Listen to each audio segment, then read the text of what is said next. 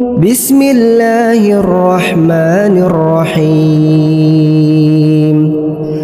الحمد لله الذي أنزل على عبده الكتاب ولم يجعل له عوجا قيما لينذر بأسا شديدا من لدنه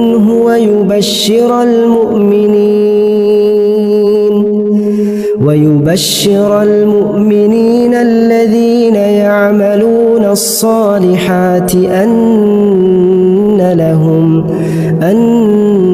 لهم أجرا حسنا ماكثين فيه أبدا وينذر الذين قالوا اتخذ الله ولدا ما لهم به من علم